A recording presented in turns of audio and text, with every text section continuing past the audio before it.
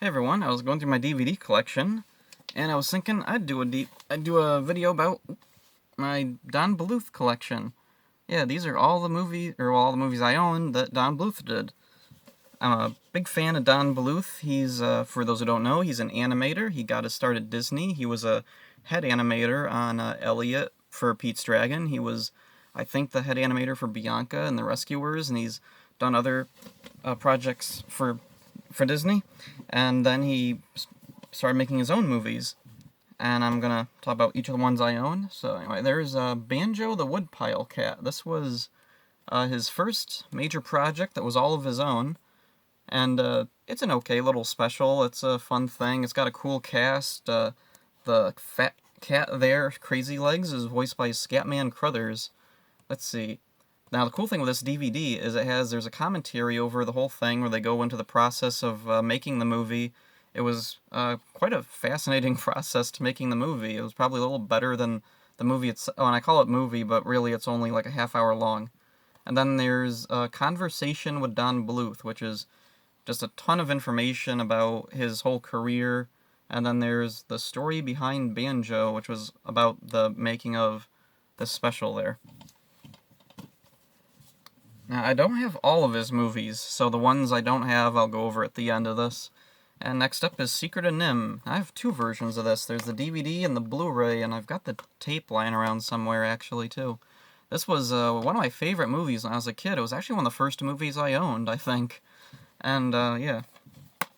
And that's one of the reasons I kept the DVD after getting the Blu-ray, because the cover is the same cover that I had on the tape when I was a kid, so that's cool. Also, I like it a lot better than the Blu-ray cover, which looks all bright and cartoony, and I don't like Jeremy. He looks off. Something about him just looks wrong. Anyway, the Blu-ray had a commentary track with Don Bluth and Gary Goldman. There was a featurette about the making of, and then the trailer, like is usually on DVDs. And next up is An American Tail, and also Fievel Goes West, which Don Bluth didn't have anything to do with. Most of his movies, if they got sequels or spin-offs, he had nothing to do with them. But, yeah, anyway, American Tail, I really like this one. It's not my favorite of his, but it's an enjoyable movie. I remember seeing it as a kid, and I didn't really like it that much. I liked Fievel Goes West a lot more. As an adult, I like American Tail better. There's this one joke at the end. It's the type of thing where you watch it as a kid, then you rewatch it as an adult, and you see there's all these jokes that you'd missed that went over your head. The cats are the bad guys in this. They're assassinating the mice. Yeah, they're not eating them. They're, like, killing them. And there's this guy here. I think it was this guy who's the mayor mouse or something. There's a part where there's a dead mouse who's been killed by the cats. There's, like, no wounds on him. Did they poison him or something? Anyway, so he's dead. He's lying there, and Mayor Mouse, I think that's who it was. He goes up, "Poor lad, not even old enough to vote." Then he, like, steals the dead mouse's wallet and, like, takes some stuff out. And he'll vote from now on. That's my favorite part now.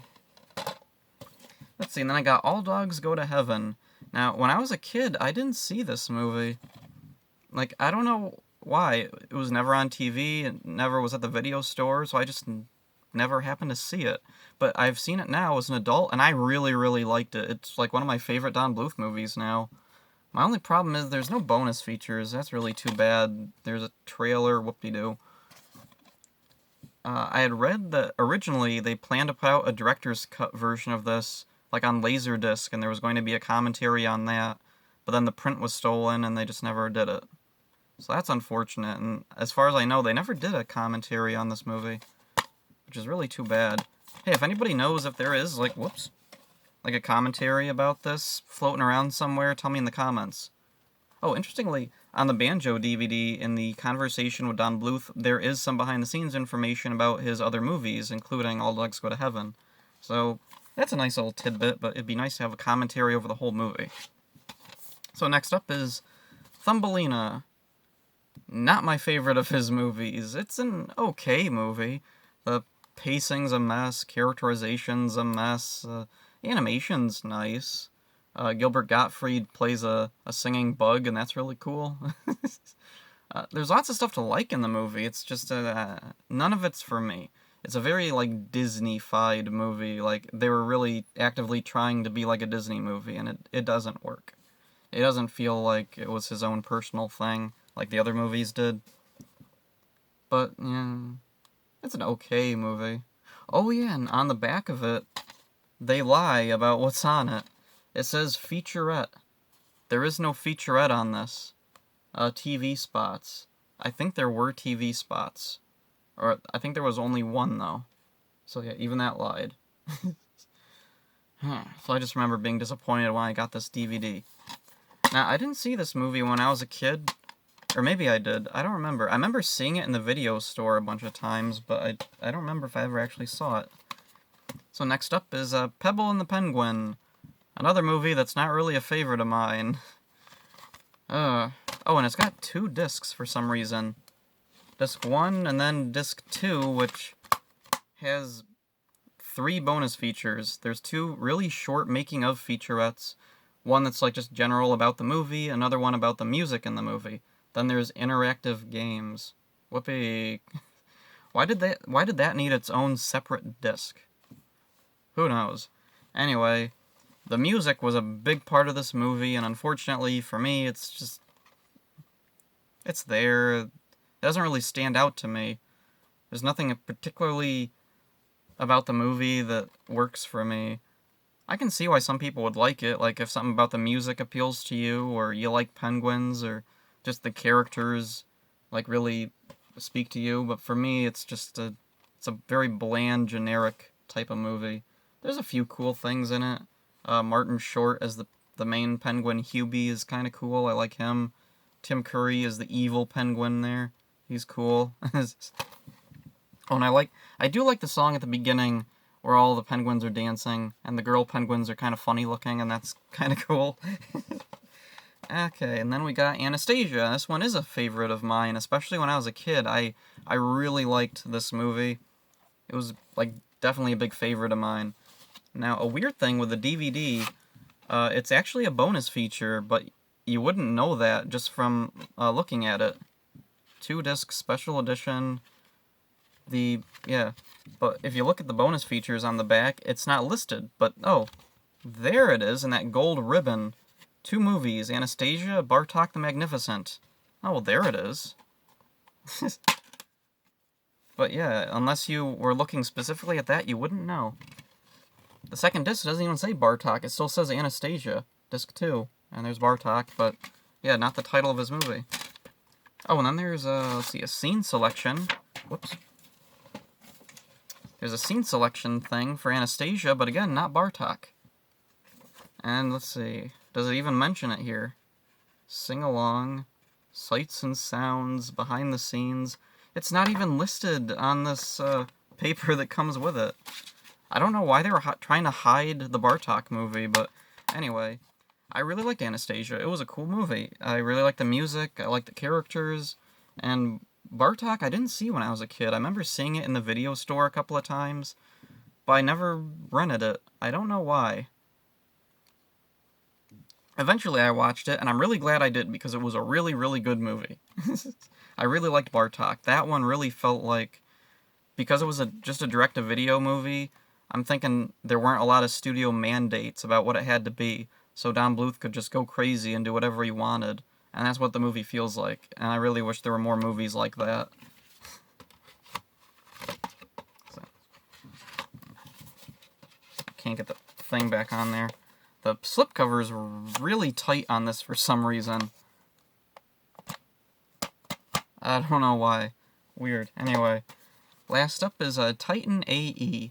I remember when I was a kid, my family was gonna go see this, but then for whatever reason we didn't. I don't know why. Maybe someone got sick or something. I don't know. But eventually we did rent the tape, and kind of forgot all about it. It was a kind of a forgettable movie. And as I got older, I really wanted to see it because I like sci-fi, I like animation, and there really aren't that many, like, played straight sci-fi animated movies. So I picked it up myself, I watched it, it was okay. I have 2 favorite parts in the movie. Spoilers. Or do I want to? Yeah, I will. At the end, there's an alien character, this, like, kind of the cute one. It looks like he dies. And before he dies, his last words are something like, I need rest. And then in the big fight with the bad guys at the end, he comes back, firing lasers, and he goes, I finished my nap. That was pretty funny. I liked that. And then at the end, when they get to AE, Alter Earth, or After Earth, or whatever, the guy, Matt Damon's character there, says, you know what, we should call this planet, we should call it Bob. Planet Bob. And then the girl goes, you can't call a planet Bob. And then at the end, the camera pans out, it shows the new planet, and at the bottom it says Alter Earth, and then it says the year, and then in parentheses it goes Planet Bob. I love that. If it wasn't for that, if that wasn't the note that it went out on, I don't think I'd like the movie as much. So anyway, that's all the Don Bluth movies that I own. And there's, let's see, 3 more major Don Bluth movies that I don't own. Land Before Time, I was hoping that eventually they'd put out a version with bonus features. But as far as I've seen, they haven't really. There's like a 25th anniversary edition with clips from other Land Before Time movies. And that's it. There's none with, like, a commentary track or anything. That's something. If any of these movies are available with, like, if there were ones with commentary tracks, tell me in the comments, like, All Dogs Go to Heaven. I'd really like to know. So, Land Before Time. I love the first Land Before Time. It's freaking awesome. I love everything about it. In kindergarten or first grade, we saw the second movie, and it was okay. I watched it again recently, along with Land Before Time 3 and 4. They don't really do anything for me. A lot of people, they're huge fans of the Land Before Time series. They know every movie. They know the TV show that it got. For me, none of that really appealed to me. I liked the first movie. Nothing else really clicked. They're all good. Like, the sequels that I saw, 2, 3, and 4, they were good movies. Just not really my thing, what I was looking for in sequels to Land Before Time. Let's see, and then there was Rock-a-Doodle. That's the other one I don't own. I don't really care for that one. That's another one, it doesn't really feel like it was his own movie. It felt like a studio mandate type of movie. It was, like, again, like, heavy on music. And, let's see, I remember seeing it when I was, like, really, really little, but I don't remember anything about it. I just remember that I saw it. And when I was a kid, we had this huge bookcase in the hallway, and I found there was a movie adaptation, or a novel adaptation of the movie. And I read it. I didn't understand it. There was a bunch of stuff that just didn't make sense. I was like, that doesn't make sense, this doesn't make sense. And I kept thinking, I'm sure if I were to see the movie again, I'd understand the context. Well, eventually I saw the movie again, and none of it made any sense. Let's see. I know Nostalgia Critic did a video about it, and I kind of remember some of the movie from that. But my mind is really fuzzy on Rock-a-Doodle. And the other movie that I'm missing is A Troll in Central Park, which I do remember seeing when I was really little. And I remember liking it, but I just never happened across a DVD of it or anything. Like, if I saw it in the $5 bin at Walmart, if I saw it at a flea market or a garage sale, I just never got it for whatever reason. So my mind is really fuzzy on that. I kind of remember the Nostalgia Critic video. That triggered some memories back when I had seen that. But even that was years ago. Like, man, I don't even remember how long ago I watched the Nostalgia Critic Troll in Central Park video. Like, nearly 10 years ago? I was, like, still in high school, I think, when I saw that. Boy, time sure flew, and I don't remember anything of Troll in Central Park. But, yeah, anyway. My Don Bluth collection, I really like the movies, and eventually I will be getting Land Before Time, because I really like that one. I just never happened across a copy. Oh, and I have the tape somewhere. Troll in Central Park and Rock-a-Doodle I'll be getting and watching, and maybe I'll like them, maybe I won't, but I'll keep them anyway, because I like Don Bluth, and yeah, there's always something to like in these. See ya.